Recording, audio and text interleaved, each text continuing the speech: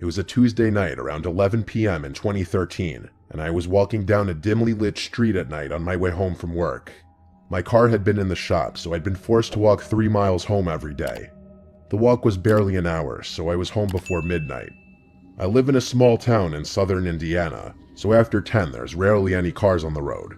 The only vehicles you ever see are truckers heading to Indianapolis. I was about a mile into the walk when I turned on a dirt road. My house was off the beaten path, so I had to take all these dirt roads surrounded by forest to get there. As I was turning, I heard the sound of a motor in the distance, and it was getting closer very slowly. I saw about a quarter mile down the stretch of road I just turned off of a van moving very slowly without its lights. At first, this didn't strike me as out of place due to the fact that the town I live in there is a pretty cheap car dealership that sells used cars and vans with broken parts, like broken headlights. So I just assumed this guy was one of their clients. I kept walking down the side road with the van still going slowly down the main road.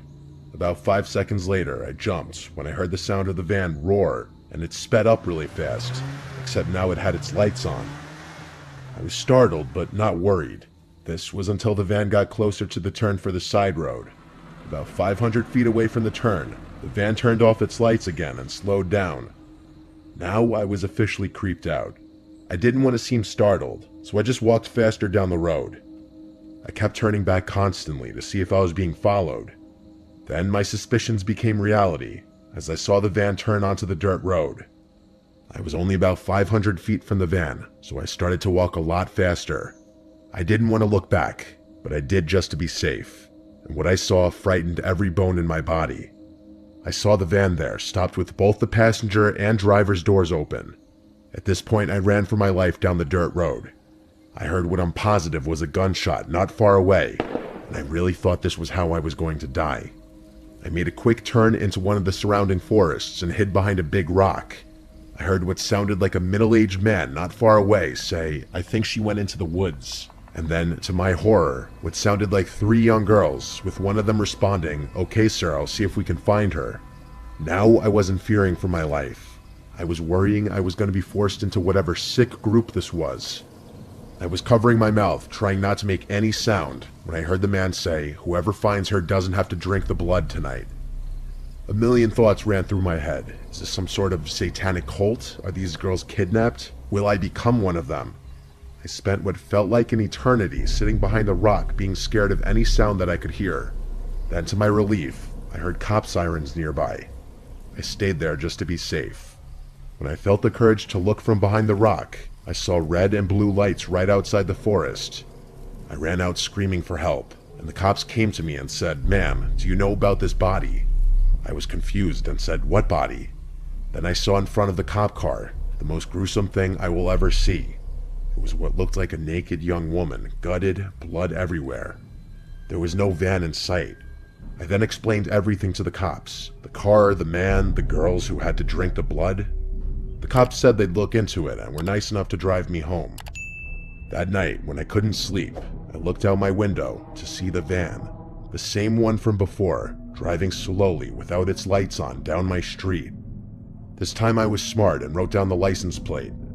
I called the cops immediately and told them what I saw and gave the license plate number.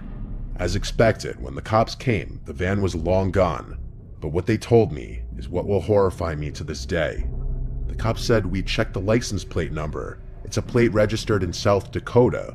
But the thing is, we checked with other precincts around the country, and they've gotten reports tonight that there was also a suspicious van with that license plate. One in Vermont, one in Nevada, one in Alaska, and one in Texas. They said we'll call you if we get any more information. The cops left, and I never got a call. I don't really believe in the paranormal, so my best guess is that it was some sort of cult that used fake license plates to do their sick things all across the country, but I guess I'll never know. I moved out of Indiana, and now I make sure when I see something suspicious, I bolt.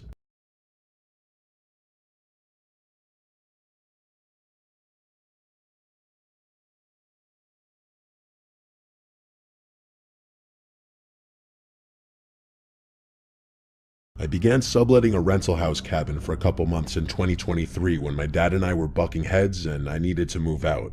The actual renter of the apartment was having his own personal issues causing him to leave the apartment, and I'll just refer to him as my landlord to make it easier. The cabin was an entire unit rental, and it was paid month to month, which was ideal for my temporarily shitty situation. It was 2 floors technically, a small kitchen, decent-sized living space, and 1 bedroom that you had to climb a little flight of stairs to get to, and there was a quirky hatch-type door that you'd have to open to get to the upstairs bedroom. I had already been there for a month. I paid for the 2nd month's rent already by this point, so I was fully situated there. The cabin sat at the end of a dirt road with a few other similarly sized cabin-type houses. One was vacant as far as I knew, because I never saw cars parked out front or lights on. The other houses, well, I never met the neighbors, but I knew people lived in them. I work 12-hour shifts sometimes, and when I get home I'm completely exhausted and will just go straight to bed and watch TV until I fall asleep. This was one of those nights. I got home, made a peanut butter and jelly sandwich and a protein shake as my late night dinner, then went to bed. I always shut the door on the floor every night. I find myself to be uncomfortable at night having the entrance to your bedroom opened. Something about it makes me feel exposed or vulnerable, though this door on the floor didn't have a lock. This cabin was made for 1 person or a couple. I was watching TV in bed when I heard it. A voice from down below saying, "Who's up there?" I instantly felt my heart stop for a second as I shot up to an upright position.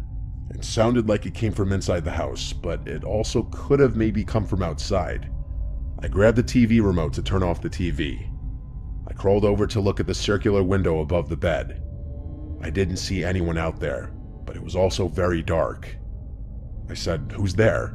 And the deafening silence that followed afterwards led me to getting off the bed and putting my hand on the handle to the door. I lifted the door and looked down the staircase. I actually said my dad's name, thinking maybe he came over. When there was no response, I walked downstairs. I was extremely scared. I flicked on the first light switch I passed. The living room lit up. As I expected in the back of my head, there wasn't anyone down there. I was still chalking this up to someone from outside. I turned on the front outside light and looked out the windows, and there wasn't anyone in front. By this point, I was really confused. I turned off the living room light and climbed the stairs back to my bedroom, shutting the door on the floor. I was pretty awake now, so I turned the TV back on, and not even 5 minutes later, I heard pounds on the bedroom door from below. They sounded angry or like they were supposed to scare me. If there was any doubt before, this confirmed it. Someone was in the house. I left the TV on this time and just stayed completely motionless because I was genuinely too scared to move an inch. The scariest part was whoever was down there could easily open the door as there was no lock. I laid silent for about 20 minutes, and once I felt comfortable to move, I looked for my phone, and of course, of all times, it wasn't on my nightstand. I couldn't find it. I may have left it downstairs. So I opened the door of my bedroom and looked down the stairs. With the constantly changing light from the TV screen, I could see just a little bit down the stairs to the living room. So I went down the stairs quietly, and when at the bottom, instead of turning on any lights, I ran out the back door barefoot and ran to the nearest neighbor's house where I knew people lived, and I saw their lights were on. I knocked on the door a bunch of times, and then I noticed someone at the window next to the door, looking at me. I didn't know how long they had been watching me. I yelled through the glass explaining what happened, that I'm his neighbor, and that I need a phone to call the police. He definitely heard me, but he just stared at me. It was unsettling, and I started to back away from the door as I realized he wasn't even responding to me, just creepily watching me. I looked around the road and saw no other houses in the distance with their lights on. Momentarily, I had a thought. What if that guy had something to do with it? I went back to my rental through the back door, which was closed just like I left it. I went inside and locked it and turned on every light in the tiny house. I looked not only for an intruder, but my phone downstairs, and I finally found my phone in my car when I thought to look there. I was so tired earlier that I left it in the center console. I went back inside. The TV was still on up in the bedroom. I climbed the stairs, and when I got to the top, I saw someone sitting on my bed, staring at the TV. It was a man. I screamed, and he turned his head slowly to look at me, and before I could see anything else, I ran back down the stairs and outside, and now with my phone called 911. I sat in my locked car watching the house on the line with 911, and I saw someone walking past the backyard of the house, disappearing into the woods. I told the operator this. When a police car arrived, the one officer checked the house and upstairs room after I told him that I saw someone, most likely the intruder, walk away into the woods. He asked if I had any other places to stay that night, and so I swallowed my pride and went back to my dad's house for the night after packing some of my important stuff. I returned to the house the next day and stayed another night, then collected the rest of my stuff. Luckily, the landlord agreed to giving me some of my money back. He asked me what the man looked like, and after that, he didn't ask any more questions, which to me is pretty sus. Something was unusual in that situation, from that creepy neighbor ignoring me to the landlord's random urgent need to move out, to someone full-on breaking into the house. Maybe it's all connected, or maybe I'm overthinking it.